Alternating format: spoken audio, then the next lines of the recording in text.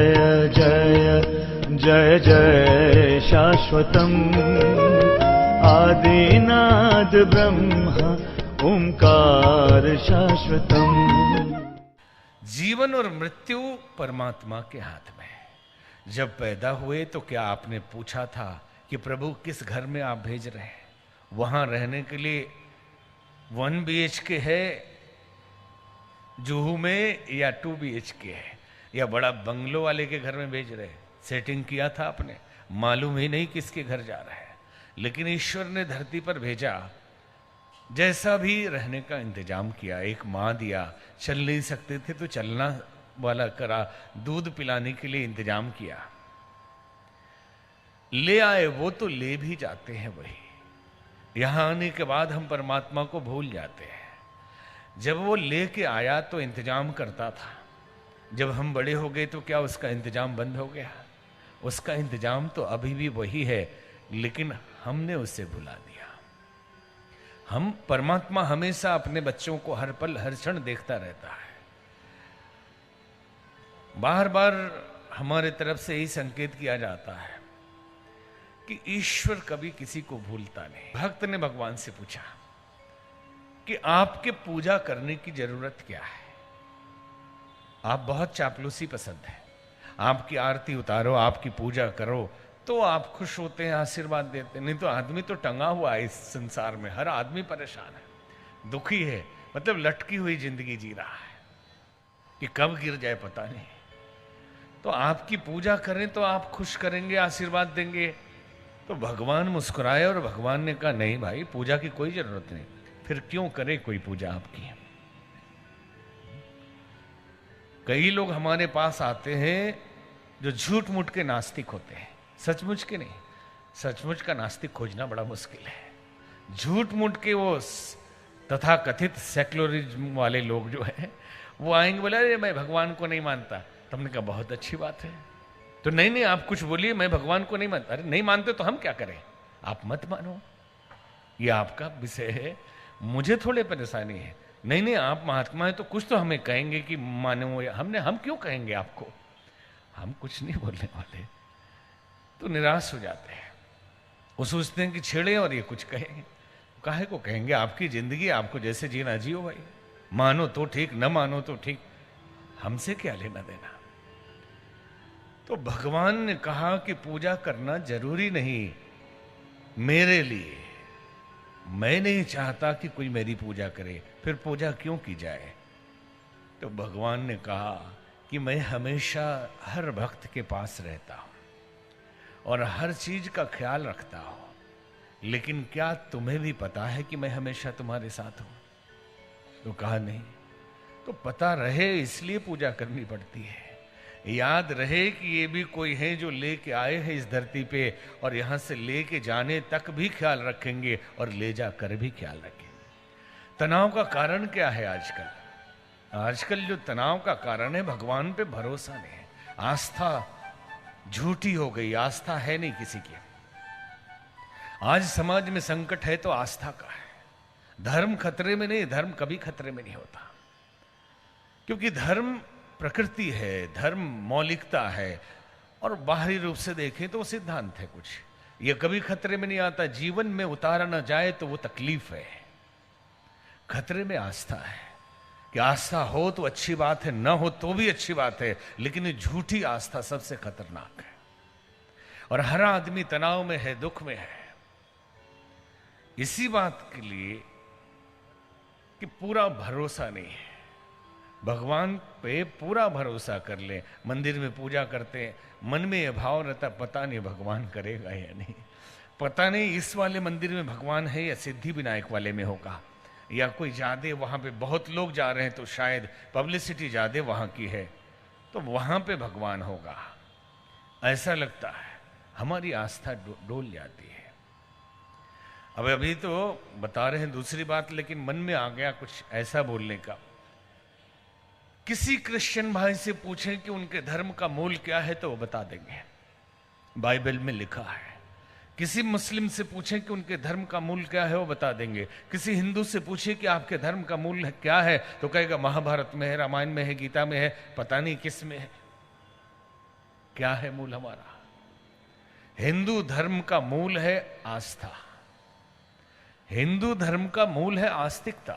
अगर आप आस्तिक हैं तो हिंदू हैं, भले ही आप मंदिर जाते हैं या नहीं जाते हैं, आप अगरबत्ती दिखाते हैं या नहीं दिखाते हैं, रोज नहाते हैं या नहीं नहाते हैं, कोई मतलब नहीं। भगवान में भरोसा करते हैं तो आप हिंदू हैं। कोई रिस्ट्रिक्शन नहीं इसके लिए। आप देख लीजिए, दूसरे संप्रदायों में नियम है, 5 बार नमाज नहीं पढ़ते तो आप नहीं मुस्लिम होंगे, आप ऐसे प्रेयर नहीं करते तो आप क्रिश्चियन नहीं होंगे। लेकिन हिंदू, किसी ने बोला आपको कि कितने बार मंदिर जाते हो और किस मंदिर में जाना है, भोलेनाथ के जाना है कि नारायण के जाना है या हनुमान जी, जिसमें जाना उधर जाओ। और उसमें तो छोड़ो, मजार पे भी चले जाते हैं, कोई दिक्कत नहीं है।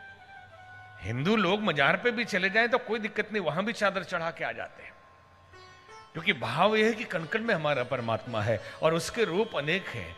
जहां भी जिस भाव से पूजेंगे, हमारा प्रभु ही तो विद्यमान है वहां, तो कोई गलत भी नहीं है। तो आस्था हिंदू धर्म का मूल है कि अगर आस्तिक है तो हिंदू है, अगर आस्तिक नहीं है तो हिंदू नहीं है। तो यह आस्तिकता है क्या? आस्तिकता है क्या? आस्तिक किसको कहते हैं? तो लोग यही कहेंगे कि ईश्वर में विश्वास है तो आस्तिक है, ईश्वर में विश्वास नहीं है तो आस्तिक नहीं है, नास्तिक है। तो ईश्वर में क्या विश्वास? ईश्वर है। अगर आपको यह विश्वास नहीं है, ईश्वर है, विश्वास है भी, और आप बेईमानी करते हैं, आप चोरी करते हैं, आप हमेशा तनाव में रहते हैं, आप दुखी रहते हैं, यह कैसा आपका ईश्वर है जो आपके तनाव को दूर नहीं कर पा रहा है? यह कैसा आपका ईश्वर है जो आपके दुख को दूर नहीं कर पा रहा है? यह आपका कैसा ईश्वर है जो आपको भूखे मरने के लिए छोड़ दिया है? क्या भरोसा है आपका? नहीं है भरोसा। अगर ऐसे भरोसा से नहीं भरोसा होना अच्छा है। ईश्वर है, इसमें विश्वास है, फिर भी हम खत्म हुए जा रहे हैं, फिर भी हम दीनहीन दरिद्र जिंदगी जी रहे हैं। मनुष्य सर्वश्रेष्ठ जीवन है और जानवरों की तरह जिंदगी बन गई। हम आत्मगौरव छोड़कर अपने मन के उन छोटे छोटे चीजों के गुलाम बनकर जी रहे हैं। डरे सहमे समाज में दलित कुचलित व्यक्तित्व लेकर जी रहे हैं। क्यों? फिर ऐसे मानने से क्या भरोसा? आप आस्तिक किस बात के आस्तिक है? ऐसे आस्तिकता नहीं होती। ईश्वर नहीं है ये भी माने और शान से जी रहा है तो उसकी जिंदगी अच्छी है ना। ईश्वर है तो क्या है, ये आस्तिकता समझना। ईश्वर सर्वव्यापी और न्यायकारी है। क्या है ईश्वर? ईश्वर सर्वव्यापी और न्यायकारी है, कण कण में रहता है, जर्रे जर्रे में परमात्मा का अस्तित्व है। मंदिर में परमात्मा है तो क्या वीराने में परमात्मा नहीं है? अकेले में परमात्मा नहीं है? फिर कैसी आस्था हमारी? ईश्वर सर्वव्यापी है, उजाले में परमात्मा है तो अंधेरे में भी परमात्मा है। तो आप समझ लेना कि कभी भी कोई आस्तिक भयभीत हो ही नहीं सकता। अगर मन में भय है तो आस्था है ही नहीं। झूठ मूठ के तिलक छापा लगा के घूमते हैं, रोज कान में भी लगा लेते हैं, माला भी लोग पहनते हैं। संतों की बात नहीं कर रहे, बाकी लोगों की। खूब पूजा पाठ चल रही है, लेकिन इतने तनाव में है, इतने परेशान है, इतने डरे हुए हैं। एक बार भरोसा करके तो देखिए, ईश्वर सर्वव्यापी है, इस बात पे एक बार, एक क्षण के लिए भरोसा देखिए, असीम शक्तियों के मालिक हो जाएंगे। थोड़ी देर के लिए इतना आनंद आ जाएगा कि अरे दुनिया का भय खत्म हुआ। जब ईश्वर सर्वव्यापी है तो हर जगह मेरे साथ है और हर जगह वो देख रहा है, हमारी मदद कर रहा है। हम उसके संरक्षण में है। दुनिया का कोई भी, दुनिया की ताकत मुझे हरा नहीं सकती, क्योंकि ईश्वर मेरे साथ है। ये आस्था है। ईश्वर सर्वव्यापी है। एक हमने सुना कि गुरुकुल में दीक्षांत समारोह हो रहा था। शिष्य विदा होने वाले थे, गुरुदेव को दक्षिणा देनी थी, क्योंकि वो पहले फीस नहीं लगता था। पढ़ाई कर भिक्षा मांग के विद्यार्थी लाते थे, गुरुजी को भी खिलाते थे, अपने भी खाते थे, और आखिरी में भिक्षा मांग के ही अपने घर से लाकर आखिरी दक्षिणा देते थे और घर लौटते थे। सभी शिष्यों ने पूछा, गुरुदेव आप ही बताएं कि दक्षिणा में क्या दे तो आप प्रसन्न होंगे। गुरुदेव ने कहा कि अपने घर से लेके आना, अपने घर से एक वस्तु चुरा के लाना, जब कोई ना देखे। कोई भी न देख रहा हो तो कोई छोटी बड़ी वस्तु लेके आना। सभी शिष्य चले, एक एक, कोई घड़ी ले आया, कोई सामान ले आया, कोई सोने की अंगूठी लेके आया। एक शिष्य कुछ भी नहीं लाया, कोने में बैठकर रो रहा था। गुरुदेव गए, पूछा क्या बात है बालक, क्यों रो रहे हो? तो फूट फूट कर रोने लगा, कहने लगा गुरुदेव मैं आपकी दक्षिणा चुका नहीं सकता। बोले क्यों? आपकी शिक्षा आड़े आ रही है। तो मेरी शिक्षा आड़े आ रही है क्यों? तो बोला कि आपने कहा था कि परमात्मा कण कण में है, और आपने ही कह दिया कि जब कोई ना देखे तो चुरा के लाना। मैंने बहुत कोशिश की कि पिताजी ना देखें तो माताजी देखती थी, और माताजी ना देखें तो कोई और देखता था, और जब कोई और ना हो तो भगवान देखता था। क्योंकि मुझे तो हर जगह भगवान दिखाई दे रहे हैं, तो मैं कैसे लाऊं? मैं आपकी दक्षिणा नहीं दे सकता। गुरु ने शिष्य को गले से लगाया कि मेरी शिक्षा इसी को मिली है। इसने जी लिया उस सिद्धांत को, और भगवान कण कण में इसे दिखने लगे। एहसास जिंदगी है, अनुभूति जो हमारी है।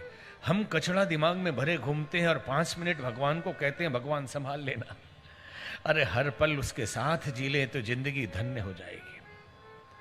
और भगवान के साथ जीने में डर लगता है, क्योंकि गंदगी है, कचड़ा है, और वो तो वहीं खड़ा है, मुस्कुराता रहता है कि अरे थोड़ा इधर तो नजर कर।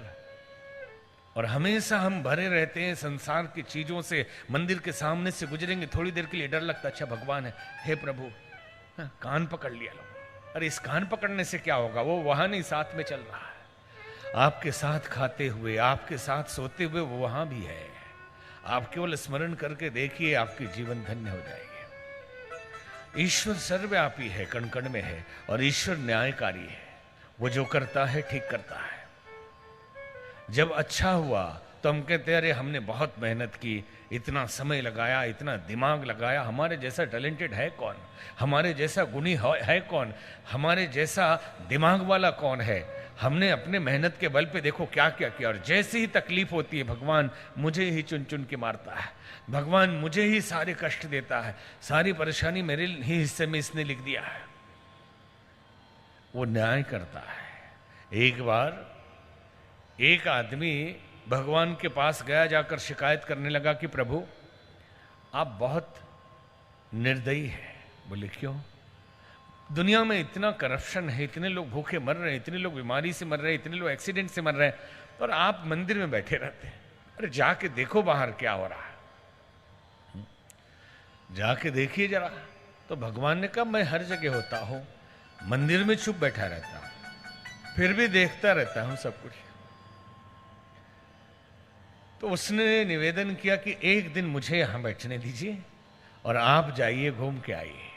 तो भगवान ने कहा बैठो यहां, मैं जाता हूं, लेकिन ध्यान रखना कुछ भी हो जाए कुछ बोलना नहीं कभी भी। भगवान की जगह पे बैठ रहे हो, इसलिए कुछ बोलना नहीं, मंदिर में बैठे रहो भगवान की जगह पे, और मैं भगवान घूम के आता हूं। अब उसने भगवान की जगह पे वो बैठ गया और देखा मंदिर में एक आदमी आया, उसका बटुआ दूसरे ने चुरा लिया, और पुलिस आई, वो तीसरे आदमी को, एक मिलिट्री मैन था, उसको पकड़ लिया। अब ये देख के लगा बड़ा अन्याय हो रहा है, और वो खुश हुआ कि भगवान होते तो करने देते हो, चुप रहते हैं, और मैं तो ये अन्याय सह नहीं सकता। उसने बता दिया कि ये मिलिट्री वाले ने चोरी नहीं की है, इस आदमी ने चोरी की है, और वो जेल चला गया, मिलिट्री वाला छूट गया। भगवान शाम अगले दिन आए और वो खुश होकर बोला कि भगवान आप जो नहीं करते वो मैंने कर दिया।